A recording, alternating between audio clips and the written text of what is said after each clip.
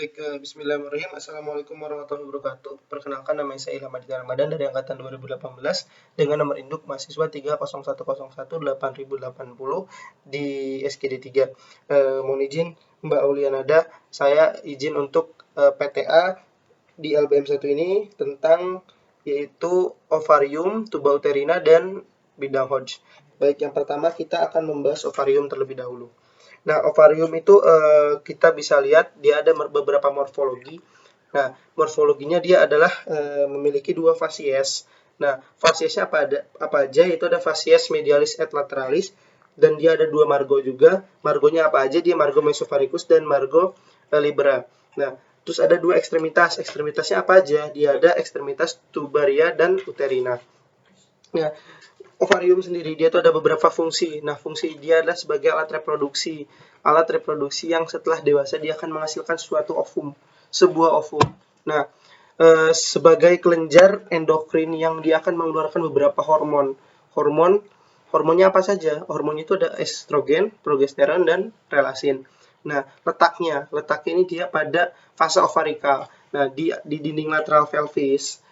Terus ada juga dia tuh di dinding lateral pelvis, di bagian lateralnya dia di ligamentum latum, di bagian dorsalnya dia di ligamentum latum, terus di batas fossa di sebelah dorsalnya dia ini adalah ureter dan arteri hipogastrika, dan di sebelah ventralnya dia ada di arteri umbilicalis atau ligamentum umbilical lateral.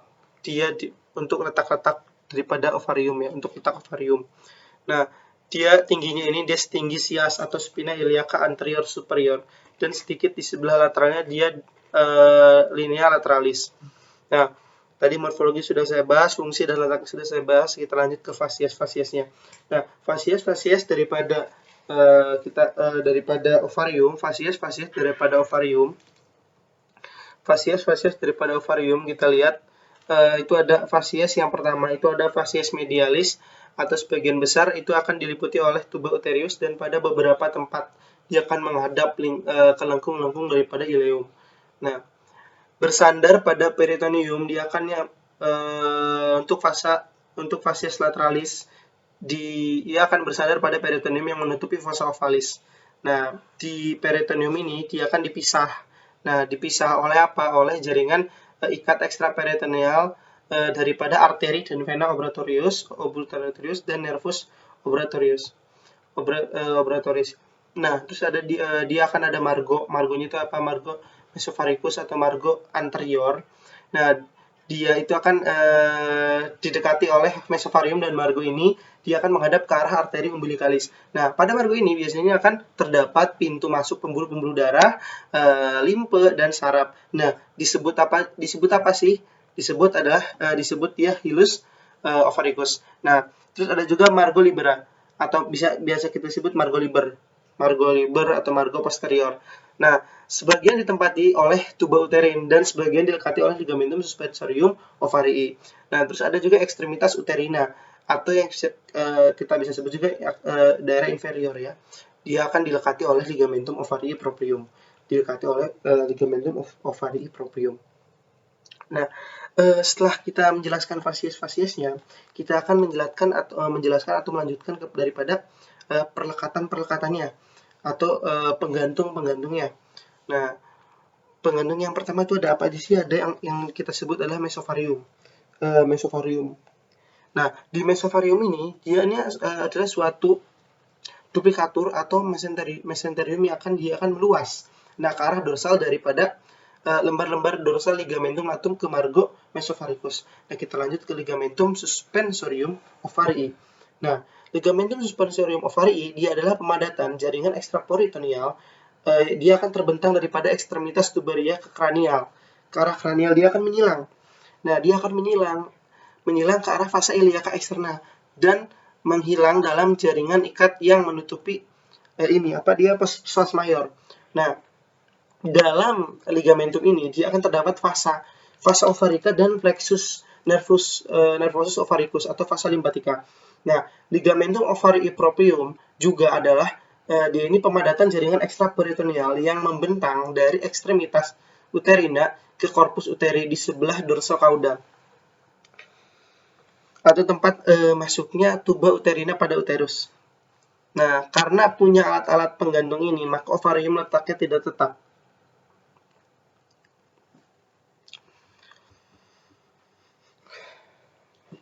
Letaknya tidak tetap. Nah, dia akan tetapi dipengaruhi oleh keadaan-keadaan organ-organ di sekitarnya. Juga pada keadaan hamil. Nah, letaknya ini ikut perkembangan uterus. Letaknya juga ikut perkembangan uterus. Nah, perdarahan arterial atau perdarahan arteri ya. Kita lanjut ke perdarahan arteri, ke arah vaskularisasinya. Nah, arteri ovarika itu biasanya di pars abdominalis, aorta. Dia akan melintasi ke arah kaudal dengan menyusuri dinding-dinding abdomen dorsal. Nah, di tepi pelvis, arteria ovarika, dia ini menyilang ke arah pembuluh iliaca eksterna dan memasuki ligamentum suspensorium ovarii, arteria ovarica. Dia melepaskan cabang-cabang ke ovarium melalui mesovarium dan melanjut ke arah medial dalam ligamentum latum. Nah, uteri untuk memasok tuba uterina dan uterus. Kedua cabang arteria ovarika beranastomosis dengan arteria uterina. Penyaluran balik darah dan penyaluran limfa. Vena-vena meninggalkan ovarium dan dia akan membentuk plexus venosus, pam piniformis, yang dia akan menyempit atau dia akan menyerupai pohon anggur dalam ligamentum latum uteri di dekat ovarium dan tuba uterina. Masing-masing vena ovarika berasal daripada plexus venosus pamniformis dan meninggalkan pelvis minor bersama arteria ovarika. Daripada vena ovarika dextra, dia akan melintas naik ke arah vena cava inferior. Vena ovarika sinistra ditabung oleh sebuah vena renalis sinistra. Nah, pembuluh limfa ini akan mengikuti pembuluh-pembuluh ovarika dan bergabung dengan tuba uterina dan di arah fundus uteri. Fundus uteri sewaktu melintas naik ke nodi limfodei. Nah, untuk persarafannya. Nah, saraf-saraf ini dia di plexus ovaricus mengikuti pembuluh-pembuluh ovarika. Plexus ovaricus berhubungan dengan plexus uterina. Serabut parasimpatisnya ini dalam plexus berasal daripada nervus vagus. Jadi pusatnya nervus vagus. Nah, serabut aferen dari ovarium memasuki medula spinalis melalui nervus thoracicus yang ke-10. Nah, mungkin untuk ovarium cukup segitu. Kita lanjut daripada tuba uterin, atau kita bisa sebut juga tuba fallopi, atau bisa kita sebut juga salpinx. Tadi kita sudah menjelaskan ovarium. Nah, setelah ini kita akan menjelaskan tuba uterina. Nah, tuba uterina ini, atau kita bisa sebut juga tuba fallopi, kita juga bisa sebut salping. Nah, salping ini dia bahasa Yunani untuk tuba fallopi atau tuba uterin. Nah, tuba uterina dia ini menempati tepi kranial dan di dalam 2 lembar ligamentum latum. Nah, ini tuba uterina. Nah, terbagi atas 4 bagian. Biasanya terbagi atas 4 bagian berturut-turut dari uterus ke ovarium, yaitu pars uterina, isthmus tubae uterina, ampula tubae uterina, dan infundibulum tubae uterina. Ada bagian dextra dan sinistra. Nah, pars uterina letaknya dia intramular atau lumennya tersempit dan dia akan membuka dalam lumen uterus sebagai ostium uterinum tubae. Nah, isthmus tubae uterina dia ini terbentang daripada uterus secara horizontal sampai setinggi ekstremitas uterina ovarii. Dindingnya ini tebal tetapi lumennya ini lebih lebar daripada pars uterina. Terus ada ampula tubae uterina tadi, ampula tubae uterina. Dia akan merupakan bagian yang terpanjang. Nah, dari tuba-tuba uterin yang lain. Nah, juga humeinnya terlebih dindingnya ini tipis. Terlihat lebih berkelok-kelok, dia akan merupakan tempat terjadinya fertilisasi. Nah, infundibulum tuba uterina, dia adalah batas infundibulum dengan ampula yang menyempit bentuk seperti corong, dia yang membuka daripada ovarium. Nah, dia akan disebut ostium abdominal tuba uterin. Nah, pada tepi ostium ini, dia terdapat prosesus-prosesus. Nah, disebut apa aja sih prosesus-prosesnya? Dia ada fimbriae, tubae. Nah, salah satu ada fimbriae yang lebih besar dan melekat pada ovarium disebut fimbria ovarica. Nah, kita perhatikan, letak tuba uterina ini dia terhadap ovarium, maka mula-mula melengkung dan akan menempel pada margo mesovaricus ovarii. Ini lalu akan melingkungi ekstremitas tubaria dan berakhir pada margo liber dan facies media lis ovari. Bila tuba dalam keadaan normal, dia akan maka ada hubungan antara dunia luar dengan kafum peritoneal. Nah, terus kita lanjut ke perdarahannya atau vaskularisasinya daripada tuba uterin atau tuba uterus. Nah, arteri-arteri yang ada di tuba uterina ini dia didapatkan dari arteria uterina dan arteria ovarium. Karena dia kan saling, tuba uterina dengan ovarium dia akan saling sama-sama ya.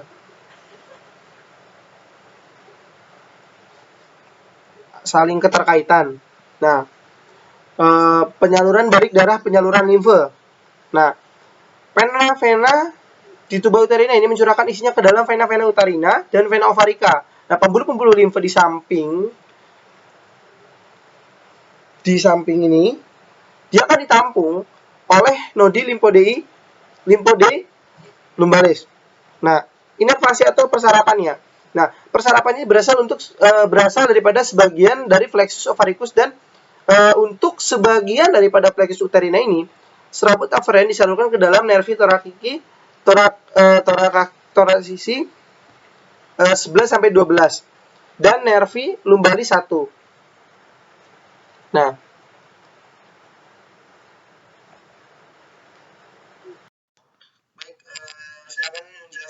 tadi kan sudah kita ovarium sudah, tuba uterina sudah, sekarang bidang Hodge. Nah, bidang Hodge ini kan penentuan daripada ukuran-ukuran panggul dikenal sebagai pembagian bidang ya. Nah, ini lebih penting untuk mengetahui jauhnya tingkat persalinan yang diajukan oleh Hodge, di mana juga ada 4 bidang ya. Ada bidang pertama, bidang kedua, bidang ketiga, bidang keempat. Bidang pertama, bidang kedua, bidang ketiga, bidang keempat. Nah, untuk bidang Hodge pertama, dia adalah bidang yang akan melalui pintu atas panggul. Di bagian pintu atas panggul ya. Terus bidang Hodge kedua adalah dia akan bidang yang akan lewati tepi bawah simpisis dan sejajar daripada bidang Hodge 1. Dia akan sejajar dengan bidang Hodge yang pertama. Nah, terus ada bidang Hodge yang ketiga, dia adalah bidang yang melewati kedua spina ischiadica dan sejajar bidang Hodge pertama. Dia akan sejajar, berarti kan dia sejajar dengan bidang-bidang yang nanti akan bersejajar dengan bidang pertama. Nah, terus ada bidang Hodge keempat. Nah, bidang Hodge keempat ini yang paling bawah, dia ini adalah bidang yang akan melewati junctura sacropigia.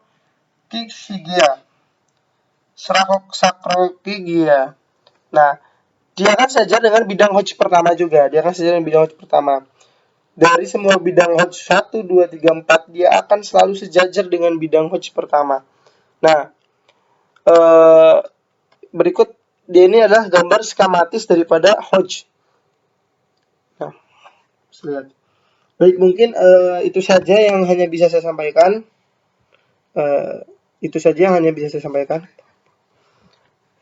Nah, di samping pengetahuan bidang-bidang ini, bidang-bidang panggul ini, di dalam ilmu kedokteran atau kebidanan ya. Nah, dia akan dipelajari pula diameter yang akan menemukan ukuran panggul, yang mana ini penting untuk menentukan tindakan di dalam persalinan. Nah, tindakan-tindakan yang akan menuju ke arah persalinan atau menuju ke arah pengeluaran daripada dede bayi. Mungkin seperti itu yang bisa saya sampaikan. Mohon maaf bila mana ada kesalahan. Terima kasih atas waktunya Mbak. Mohon izin untuk bimbingan dan petunjuk arah selanjutnya. Terima kasih. Assalamualaikum warahmatullahi wabarakatuh.